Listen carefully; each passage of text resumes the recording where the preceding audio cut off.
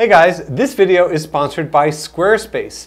And as you guys know, I use Squarespace for my own website. And anytime somebody asks me what they should use for their website or for their portfolio, I always recommend Squarespace. In fact, right now, if you use the code ADAM, you will save 10% on your website when you go to checkout. Adam Lerner, BrooklynPhotoworks.com, and today I want to talk about some of the differences between shooting with a mirrorless system versus a DSLR. Now, my DSLR is currently being used to film this video, so it is not present, but I do have some lens comparisons that I can share with you right off the bat to help illustrate the difference. Okay, this is a Canon 85mm f1.2. This is a Fuji 56mm f1.2, which is an 85mm equivalent in the 35mm world. Look at the size difference of these things, okay? They're both beautifully built. They're both all metal construction, okay? They both have humongous front elements. Let me just show you these guys, all right? Boom, there you go. That's pretty insane. They're both incredibly tack sharp. But I can tell you that this Canon lens probably weighs 3 or more times more than this Fuji lens. And if you're on a shoot all day long and you're carrying a full frame camera around with something like this hanging off the front of it, that is a lot of weight and that can wear you down. In fact, I've seen wedding photographers that have gone from going with the dual DSLR system with, you know, the wide and the tele or the 2 different zooms to 2 different mirrorless systems. I mean, 2 different mirrorless cameras, you know, because it's a lot lighter weight and the mirrorless stuff is getting the job done. I mean, the sensors have improved, the autofocusing has improved. A lot of enhancements have been made to these mirrorless systems that make them a lot more viable in the professional realm. Now, I incorporate the Fuji into all of my photography, so I don't discriminate. I'm agnostic. So what that means is that, you know, just because I'm using the Fuji doesn't mean that it's for everybody. I have buddies that are shooting with Leica stuff and they love the Leica stuff, and the Leica stuff to me is fantastic.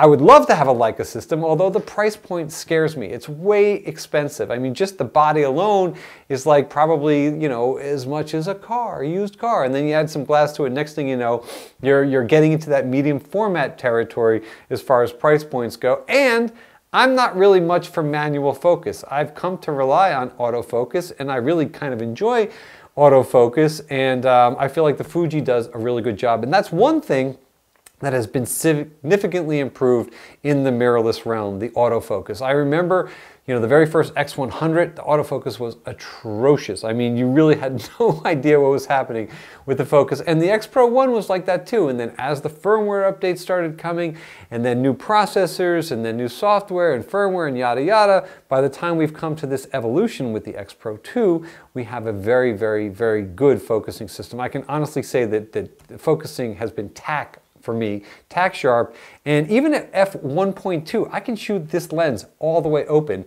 and I can get really spectacular results. I'm super, super impressed with it.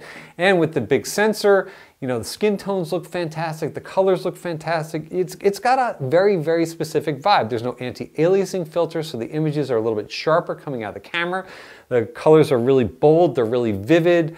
You know, I find the files to be a real pleasure to deal with. Not to say that the ones from the Canon aren't fantastic. I think the Canon does a great job, but I love the look and the feel of the images that I can produce with the Fuji, and that is really what it comes down to, guys. It's an aesthetic, it's an objective opinion. It's how you feel. How does it make you feel? I feel like the Canon does a great job. It gets the job done.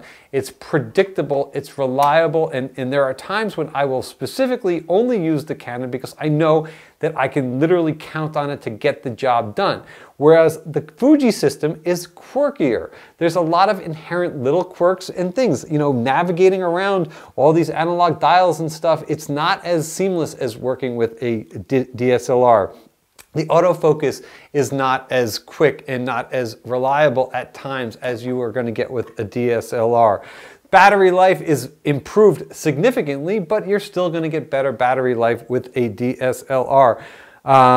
So you know, those are basically the kind of concessions that you make. When I go out on a professional shoot, I'm bringing a Canon system with me, or my Canon system, and I'm bringing 1 or 2 Fuji systems with me because, again, there's going to be different times when I want to achieve different things, and I know that if I can achieve that with the Fuji, I'm going to get it because it's going to give me a certain result. And if I can achieve it with the Canon, I'm going to get another result.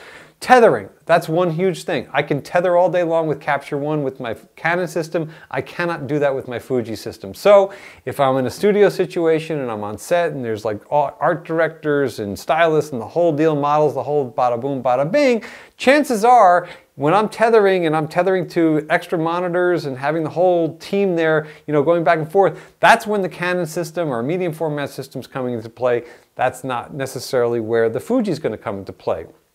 I can say that if I'm out and about all day on my feet and I'm running around, I do love the form factor. I love the fact that the Fuji is lightweight. I like the portability of it. I like the fact that it's got this aesthetic. I love the hybrid viewfinder. Holy crap, guys. Hybrid viewfinder is absolutely incredible. I mean, seriously, you put your eye up to the viewfinder, you push the shutter halfway down, and you know, you get a preview of what your image is going to be.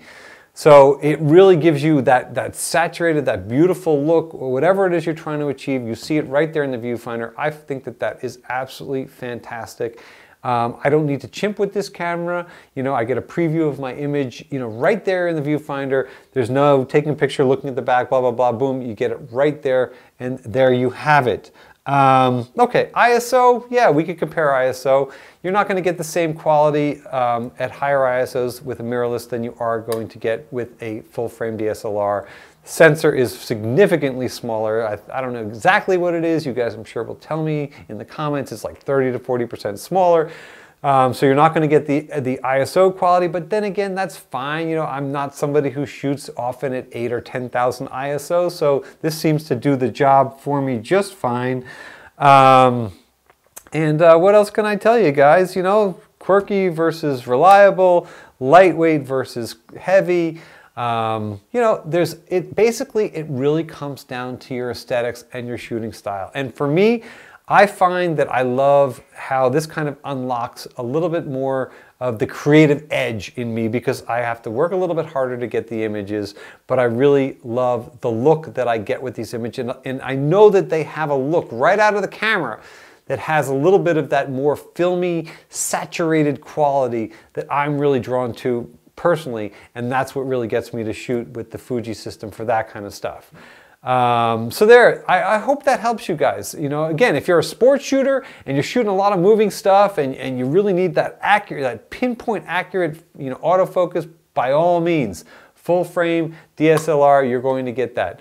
But for a lot of other things, the mirrorless is fantastic. Now, should I dump my DSLR and run and get a mirrorless system? Well, that's a very tough call, and I really can't make that assessment. You really have to decide what you are shooting and then make that determination. So there you go, guys. Mirrorless versus DSLR. You guys know how I feel. I want to hear how you guys feel. So please share your comments and questions below. That's it for now, and we'll see you soon.